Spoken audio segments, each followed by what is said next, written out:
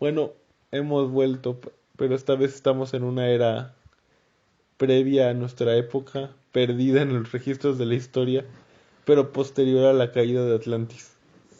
Una era una era jamás imaginada. Estos son las crónicas de medias para celebrar 115 años del nacimiento de Robert D. Howard y vamos a hablarles de su primer relato, El Fénix en la Espada. Un relato breve, pero muy cargado de acción, o sea, irónico porque empieza con Conan durmiendo, pero cargado de acción. Eh, pues ya metiendo los elementos de como de esta civilización antigua, que yo siempre me lo he imaginado mesopotámica, pero estoy consciente que sí tiene que ser una civilización como que visualmente mm, diferente. Sí, de hecho es muy gracioso porque aunque Howard plantea a Quilonia como una especie de Francia medieval, como todos los personajes tienen nombres latinos, incluso en la época ya lo dibujaron como si fuera Roma. Oh. Sí, es muy divertido eso de... Al menos a mí me parece divertido. Otras también que me imagino leyendo otros cuentos de Conan es como si fuera China o con la serie de China o la serie de Hércules. O sea, todo un pastiche de épocas que no tienen sentido. Sí, es que en parte lo es, y hubo una serie de Conan intentando emular este éxito, es espantosa y está en YouTube. ¿Toda? No sé si toda, pero fácil hay 10 capítulos. Tendré que verlo. Sí, y en castellano. Oh, español. Eh, ¿De qué va A ver, Les Fénix a la espada? marco teórico. El Fénix en la Espada es uno de los intentos de Howard por vender historias a las revistas para ganar dinero.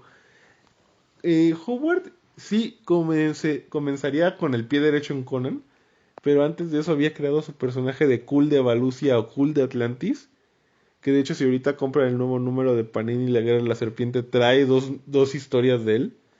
Y esto es en la era Turia, en la época de Atlantis. Es un borrador de lo que sería Conan, pero aquí sí se siente más centrado en esta idea del mundo perdido. Pero Howard publica esa historia que se llama Por esta hacha yo gobierno. Se parece mucho, pero a partir de la mitad cambian completamente. El editor se la rechaza. Entonces, ¿qué hace Howard? Howard es una persona que más o menos conocía las editoriales, su público y sus editores. Entonces decide agarrar de, ok, tenemos esta historia de un rey bárbaro que va a ser derrocado porque no es visto como digno por su pueblo. Pero, si bien la historia original sí sigue esa línea y sí es el rey reivindicándose y manifestando su poder y diciendo yo soy la ley y la autoridad, en esta versión dice no, estoy publicando para Weird Tales. Sí, vamos a mantener lo dramático y lo romántico, pero vamos a meterle magia, hechicería, lo sobrenatural, los sueños, los dioses antiguos. Y entonces así es como esta historia nos narra, porque eso es algo muy gracioso cuando empiezas a leer los cuentos originales. En este cuento Conan ya es rey de Aquilonia, ya es rey de lo que te dicen que es el país más, no es cierto, la nación más poderosa del mundo. Pero vemos a un Conan viejo, cansado, molesto por la diplomacia y la burocracia que hay en este mundo. Y como él dice, yo no sé a dónde apuntar mi espada para acabar con el enemigo. Sé que el tigre me está acechando, pero no sé por dónde. Eh, sí, Conan tiene se le ve cansado. se- hay una plática con su secretario, ¿no? Sí. También. Y me da mucha risa porque justamente él dice que yo soy un bárbaro. O sea, yo peleo, soy yo gente, yo no soy un rey. Y él se pregunta por qué aceptó ser rey. Sí, En primer lugar. de hecho, hay una línea muy bonita en ese diálogo donde dice, estaba preparado para conseguir la corona, pero no para mantenerla. Porque Conan, en este momento de su vida, comillas, es una persona sabia, es una persona vieja y reflexiva. Y eso es algo súper interesante cuando veamos los demás cuentos, donde Conan es un joven arrojado y que no piensa y que nada más se lanza contra lo que sea. Y aquí no. Y es la primera historia de su personaje que sí, es reescritura de uno anterior, pero ya tiene vida propia. E incluso cuando le dicen, no, es que tienes que colgar al juglar que está alabando el rey viejo, él dice, no, el juglar y los poetas son más poderosos que el rey. Es muy bonita estas reflexiones. Perdón. Es muy bonita toda esta reflexión que tenemos en este diálogo con el secretario, porque es un rey perdido. Y eso es lo interesante, y eso es lo dramático y lo shakespeariano que le querían meter al cuento. Y Howard, ay, no me acuerdo quién. Y, sí, el propio Howard decía que él se figuraba como si sus personajes aparecieran y le contaran historias al azar de su vida, ¿no? Entonces, cuando desarrolló a Conan, Conan se le apareció y él decidió contarle la historia, una historia casi del final de su vida. Y entonces a partir de ahí, también pues, se las contaba a dispar, ¿no? Sí. Y a partir de ahí ha habido intentos de esquematizar la vida de Conan, incluir los otros cuentos que fueron escritos por demás autores, pero me parece muy interesante ese concepto de que el personaje te cuente. Y es que al fin y al cabo eso sí sería como que una saga de un personaje. Y también algo que se me hace muy padre es que cuando Conan es adaptado por Dark Horse Comics, sí se le ordena, sí se le da una cronología, pero los números aparte de Rey Conan son Conan todavía más viejo, contándole a su cronista sus aventuras de cuando era rey. Y entonces termina ya de darle toda esta secuencia de metaficción un orden muy bonito. Y un orden que no estaba ahí, pero que cuando lo ves encaja perfectamente. Claro, yo me atrevería a suponer que tiene que ver con procesos inconscientes de Howard, de que él sabía la cronología de Conan, él sabía la vida de Conan, pero pues decidió contarla a cachos. Y también es un poco en parte a su frustración de que a él le molestaba mucho lo que tenía que invertir en estudiar para hacer ficción histórica. Entonces él dijo, me armo mi propia ficción histórica, y me parece que es en la versión de Tiumás donde él dice, aquí ya no es como en sus historias anteriores donde teníamos un bárbaro macedonio en Mesopotamia, o donde tenemos que imaginarnos una época antigua, o a un celta peleando contra seres demoníacos, no. Aquí, si Conan quiere ser un rey en una especie de Francia, lo puede ser. Si Conan es un general en un asedio en Asiria, lo puede ser. Si Conan es un bárbaro en las tierras del norte luchando contra gigantes, lo puede ser. Entonces es una libertad que esta ficción le da a Howard, y es lo atrapante de sus cuentos y de sus personajes, que Conan es y ha sido todo lo que puede ser. Decían los de un podcast, creo que fue Campamento Krypton, que Conan es el personaje con multiclase por excelencia en el rol, que él todas las habilidades las tiene, todas las ha sido y por todas está pasando. De hecho, me encanta eso que mencionas porque literalmente hay un cuento que empieza e iba Conan caminando por Asgard, ¿no? Por las tierras de Asgard, ¿no? Y y a mí me encantó cuando leí esa parte porque dije, pues claro, o sea, ¿Por qué no? ¿por qué no? O sea, un héroe puede ir por donde quiera, o sea, este güey es Conan el bárbaro, ese güey puede hacer lo que quiera, ir a donde quiera, pisar la tierra que quiera, cogerse a la hija de quien quiera, porque de eso va el cuento. Sí, es la hija del gigante, ¿no? Es la hija del gigante, ¿no? O sea, él puede hacer lo que quiera y es como que ya en ese momento yo estaba pensando hacer mi propio prototipo de Conan, pero azteca. Y, y yo me estaba quemando la cabeza para pues hacerlo coherente, ¿no? Pero dije, claro, o sea, ¿por qué no? Es que la magia es que no necesitas una coherencia de A a B. Porque, por ejemplo, ahorita, si ustedes ven cursos de escrituras creativas, todos quieren copiarle a Brandon Sanderson. Todos quieren que sus mundos sean literalmente planetas donde ocurre una historia en un mismo universo con un mismo sistema de magia. Sí, está muy padre, es un esfuerzo increíble. Pero ¿para qué? ¿Para qué sobreesquematizar todo cuando podemos tener historias y aventuras? Y si un día quieres lanzarte a ser un pirata en alta mar y explorar las costas de un África mágica que nunca existió pero que está ahí, o si un día quieres estar en la muralla china peleando contra demonios venidos de un meteorito, saludos a esa horrible película, ¿por qué no? O sea, ¿por qué no lanzar a tu personaje en aventuras por un mundo que está ahí pero no está, pero que no necesita estar? Es que no sé cómo explicarlo. Porque, por ejemplo, también en estos libros de Conan, que son 6, Ah, los de Tío Más. hay mapas y hay cronologías. Y me imagino que es un poco con los mitos de Lovecraft, ¿no? Cuando se les dio un orden, era un orden que no necesitaba. O sea, las tierras es Iboria, ¿no? Sí. Las tierras de Iboria, pues no necesitan un mapa, ¿no? Digo, el propio Howard llegó a hacer el mapa porque se lo pidieron, pero Pero, o sea, no ocupaba. O sea, y es que, bueno, también leyendo otros libros de fantasía, yo veo que incluyen el mapa del mundo. Y a veces es necesario, a veces es bonito pensar cómo es por ejemplo, cómo es la Tierra Media, o los libros de Elric también traen el mapa de los reinos jóvenes. y así, ¿no? O cómo es Narnia, y o sea, es bonito, ¿no? Pero, por ejemplo, estos mundos son sistemas muy complejos, ¿no? Ujú. Y Conan, la magia que tiene Conan es que no es un sistema complejo, o sea, él viene de un pueblo bárbaro que tiene un folclore, cuyo dios principal es Crom, y no necesitamos saber más. No neces- Sí nos lo van revelando, pero ¿qué nos dicen de Chrome? Chrome es un dios que le da la vida a la gente y le da la vida a la gente en la batalla. Párale de contar. Ajá. Porque él viene de una cultura guerrera, o sea, y no necesitamos hacer antropología para que para que el personaje sea coherente, ¿no? O sea, vengo de, ¿cómo se llama? Cimeria. Vengo de, soy Conan el Cimerio, Ujú. mi dios es Crom, que me da la vida y me da la vida en la batalla, punto. O sea, ya, es todo lo que necesitamos saber. Porque también Conan, así baja la mano, mete como una crítica a lo que es la civilización, ¿no?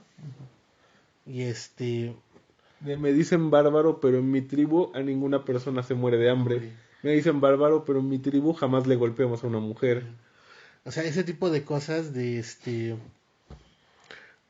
o sea, es como que los cuentos de Conan exaltan la simpleza, no a lo menso, o sea, exaltan la simpleza porque hay belleza en la simpleza. Y también porque el propio Howard, cuando llegó a Cross Plains, era un pueblo rascuacho donde no había nada. De repente, ¡boom! Hay petróleo. ¿Pero qué hay con el petróleo? Llega la gente, llega el trabajo, llega el crimen, llega la violencia. Y para él la civilización es algo que trae más caos que orden. Ajá. Y obviamente para Conan, como su proxy de él, porque pues todos los que hemos leído los relatos y la biografía de Howard creemos que Conan era un avatar del autor. Ay, sí, a huevo, güey. A huevo. Me acuerdo mucho cuando hablábamos de Solomon Kane, que en ese momento yo busqué fotos de Robert de Jaguar y parece un mafioso, güey. Parece un matón que trabajaría para el Capone. Y aparte pugilista Boxeador, no, periodista, no me acuerdo, ¿cómo se dice cuando escalas? alpinista. Alpinista. O sea, obviamente sí era un símil de él, o sea, que la cultura popular Conan lo convirtió en Arnold Schwarzenegger ya es otra cosa. Sí, pero sí, o sea, como proxy de él, yo creo que sí, Conan es una crítica a esta civilización que no trae más que más caos y más destrucción de la que... Se supone que previene. Sí, y sobre todo este discurso, así como Lovecraft siempre se sintió más conectado con la parte inglesa y de la Nueva Inglaterra, Howard siempre se sintió más conectado con la parte irlandesa y celta de su familia. Entonces esto nos lleva a esta reflexión de, pues sí, a los irlandeses cuántas veces el Reino Unido no los tachó de bárbaros o de salvajes, pero también qué hizo el Reino Unido contra ellos. ¡Libertad! Gran película. Pero bueno, vemos a este Conan ya viejo, cansado, que tiene el juglar en contra de él, pero a su vez también vemos esta conspiración para derrocarlo en el palacio. Vemos que el ejército se tiene que ir porque nos pidieron ayuda en la guerra. Y aquí hasta ahorita todo es muy dramático, todo es muy romántico. Pero llegamos, literalmente llega la noche y con ella cambia todo el escenario. porque ahora el escenario son los ladrones huyendo en las sombras, la patrulla de la Guardia Real caminando y Conan dormido en sueños es llamado a otro mundo, literalmente. Siempre se habla mucho de la amistad que tienen Howard y Lovecraft, y aunque no he podido encontrar más evidencia ya porque no he podido comprar sus cartas, es notorio que hay influencias entre el uno y el otro porque si bien las tierras del sueño que aparecen en Conan no tienen nada que ver con las de Lovecraft, sí es un mundo distinto, sí es un mundo conectado al nuestro y sí es un mundo donde lo que pasa en uno afecta al otro, aunque no de la misma manera. Y en este caso también es muy curioso que vemos templos, montañas, cosas que están perdidas, pero aquí en este mundo siguen vigentes. Y algo todavía más interesante es que gente que en la vida real ya está muerta aquí sigue. El propio personaje del sabio Epimetheus dice, es que es como cuando avientas una piedra en el mar, creas ondas que atraviesan todo el mundo. Y si bien ya entramos en lo sobrenatural en la historia, sigue siendo una idea muy romántica.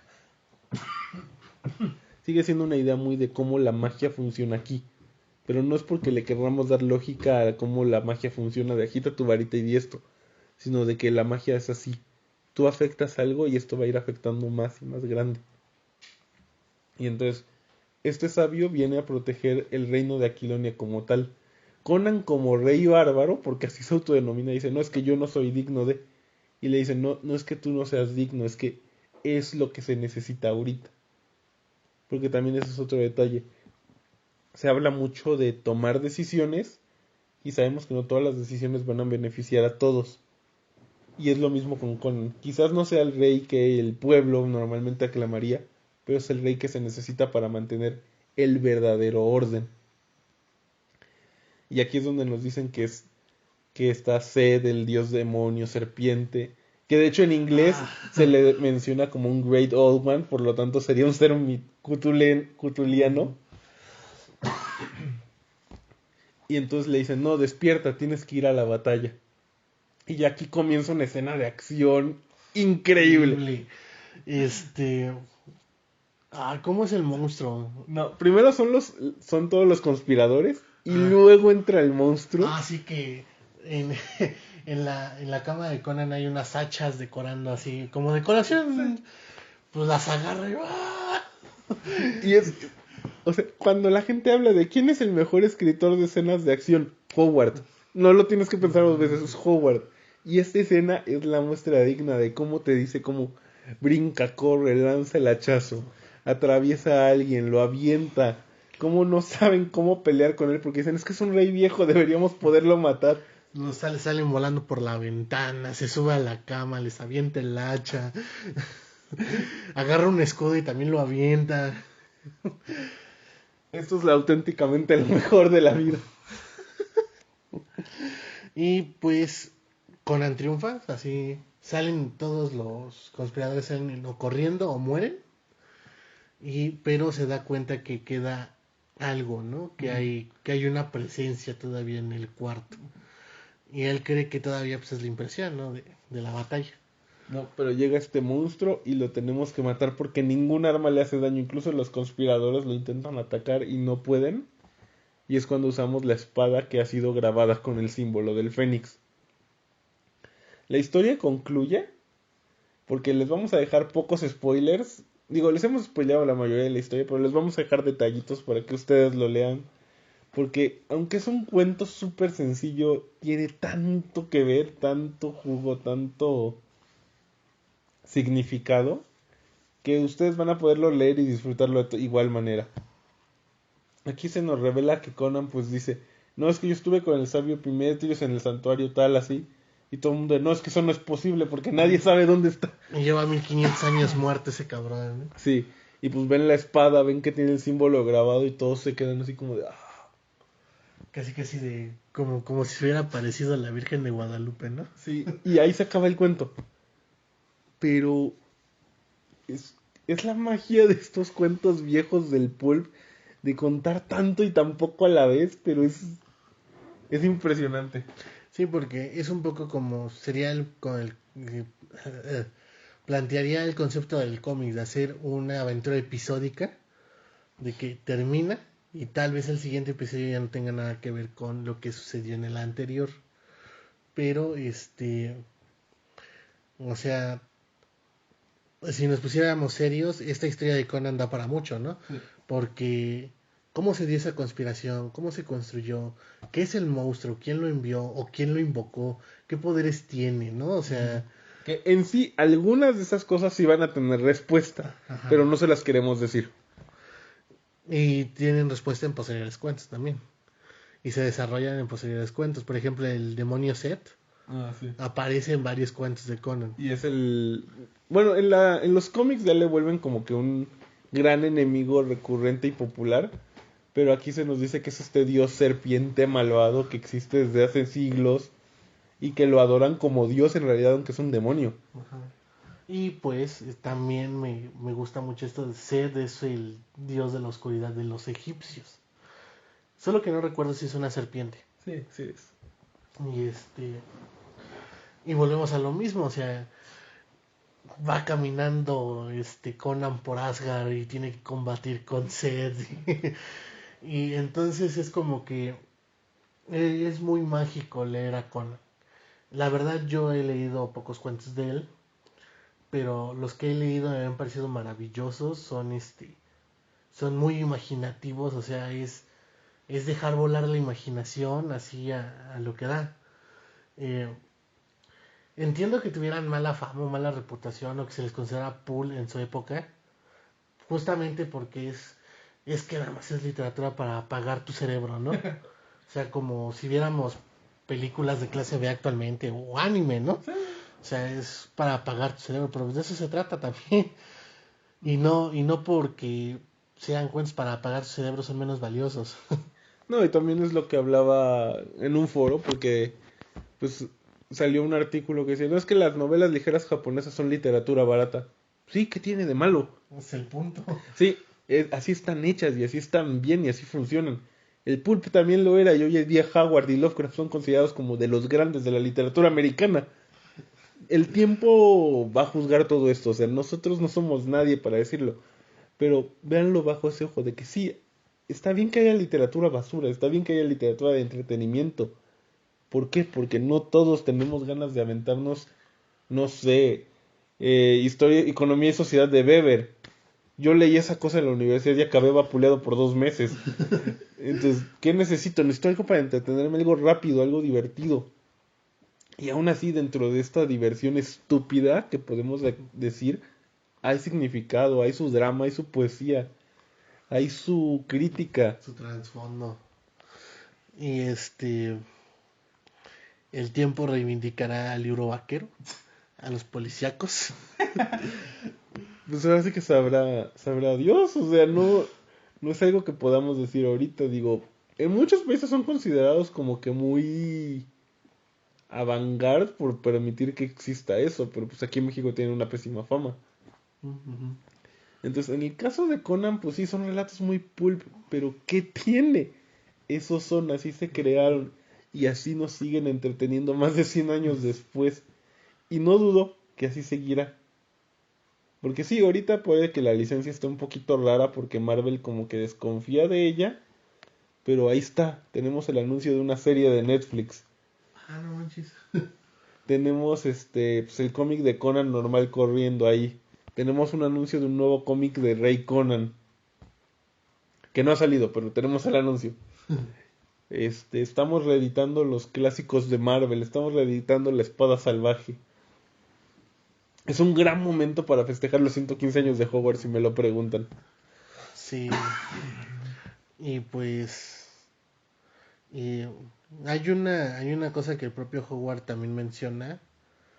Creo que en una carta. Que como que había recibido quejas de sus fans por dejar de escribir Conan así de golpe, ¿no? Ujú.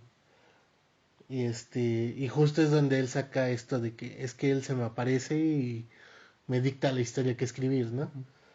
Pero cuando ya tampoco yo tengo nada que contar, el personaje deja de aparecer. Y es cuando como que le da permiso al lector Ujú. de, si aquí en las historias de Conan háganlas ustedes, ¿no? Sí. Y no solo es que le diera tanto permiso al lector, es que también le habían rechazado cuentos. La hija del gigante helado fue rechazada por ser considerada pornográfica en su momento. Hoy en día la lees y pues sí está muy subida de tono, Sí, está pero muy porno, suave. porno no es. La adaptación que hicieron los franceses, válgame Dios, esa sí lo es. Pero, este, ¿cómo Acá, decirlo? El dios del cuenco fue rechazado por ser considerado aburrido. Y es una historia de detectives en el mundo de Conan. Y está buena y está bien vergas, funciona. sí. Sí, está bien vergas. Y, pues sí, efectivamente es un buen tiempo para celebrar a Hogwarts, también quien nos abandonó también muy joven, pues, también en el pináculo de su carrera como el propio Lovecraft. Este, y, o sea, tengo entendido que Hogwarts también tiene un montón de personajes, ¿no? Así de que vaqueros, que pues detectives, Sí.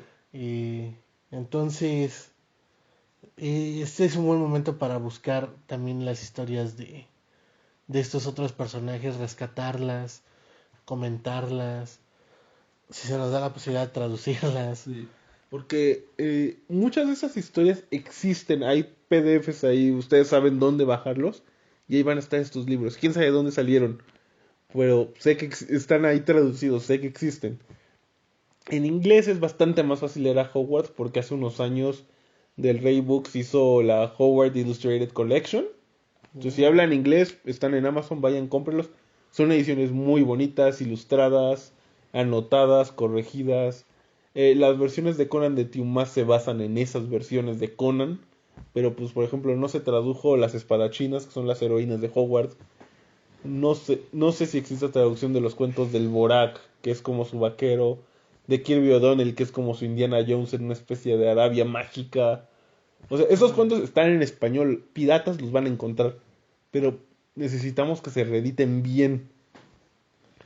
Sobre todo por todos estos extras que les comentamos que valen oro. Ahorita, no sé por qué Valdemar no los ha agarrado. Porque ellos trajeron un Solomon Kane, pero no han agarrado a Conan. Pero en Canán Negro y otros relatos de horror sobrenatural tienen historias de John Kirowan, que es el detective sobrenatural de Hogwarts. Y es un detective que liga tanto los mitos de Cthulhu como la propia historia de Conan. A Pasan la cosas madre. loquísimas en sus relatos, son increíbles. Pero nadie está compilando los cuentos de John Kirowan, más que Valdemar en esos 2, 3 libros, pero no son cuentos del personaje. Sportula está volviendo a traer los cuentos de Conan en tomos e incluso han publicado una novela propia de Conan, un fanfic si le quieren decir. Pero sí, yo creo que 115 años de Hogwarts hay que celebrarlo a lo alto y a lo grande y así comenzamos nosotros en la Biblioteca Eterna. Ah, qué bonito discurso. Entonces, pues yo ya no tendría nada más que agregar, más que busquen los cuentos de Robert de Howard. Y porque una de las mejores maneras de celebrar a un escritor pues es leyendo su obra. Sí. Este, y si son creativos, escritores, dibujantes, que quieren hacer su manga o su cómic, eh, yo me gustaría que se llevaran esta idea de eh, ¿por qué no? O sea, Sí. ¿por qué mi personaje no va a pelear contra Zed en Asgard? O o por qué mi historia tiene que ser tan rigurosa históricamente si se supone que el mundo es de fantasía y es mío. Ujú. Obviamente sí, o sea, hay mundos muy complejos como el del Señor de los Anillos, ¿no? Que tiene su propio esquema y Pero todo. fue creado de esa forma y su innovación fue esa. Y aún así estamos hablando de que Tolkien lo escribió 20 años después que a Conan. Así que simplemente cuando quieran tengan una idea y sientan que es muy tonta, simplemente, ¿por qué no? Pregúntense, ¿por qué no? Y adelante, y escribirla y a plasmarla. Y aunque suene tonta, igual y con trabajo y revisión y corrección, se convierte en otra cosa. Sí, sobre todo porque las historias al ser contadas cambian. Lo que ustedes piensan a la hora de escribirlo se va a ver diferente. Y a la hora de estarlo escribiendo van a decir, ¿por qué no agrego esto? ¿Por qué no cambio? ¿Y qué tal si hago esto? ¿Y si en vez de? dense ese permiso. Nadie está esperando de ustedes al nuevo Cervantes. Entonces, dense el chance de decir, voy a escribir y voy a hacerlo así. Y si ya ustedes sobre la marcha no creen que les guste cómo está quedando, cámbienlo. Pero no dejen que esa idea de que todo tiene que ser de una manera los aplaste. Principalmente tienen que ustedes darse gusto a ustedes y ya luego a su público. Pero si a ustedes no les gusta lo que hacen, de nada sirve. Ajá, y esa es también la magia de la escritura, bueno, en sí del arte, ¿no? El arte. O sea, realmente es crear algo de cero, crear algo de la nada, que se materializa en nuestras mentes, o que se materializa en un lienzo, en una hoja de papel, o bueno, en todo caso en una pantalla, ¿no? Pero es crear algo desde cero. Entonces, si creamos algo desde cero, simplemente hay que preguntarnos, ¿por qué no? ¿Por qué no este personaje va a hacer esto? ¿Por qué no va a pensar así? ¿Por qué no iría a tal lugar? ¿Por qué no? Y si no les convence la respuesta de por qué no, pues escríbanlo. Mi papá diría que el papel aguanta todo. Entonces, hagan eso. Bueno, esto fue el primer episodio en honor a los 115 años de Robert de Howard. Espero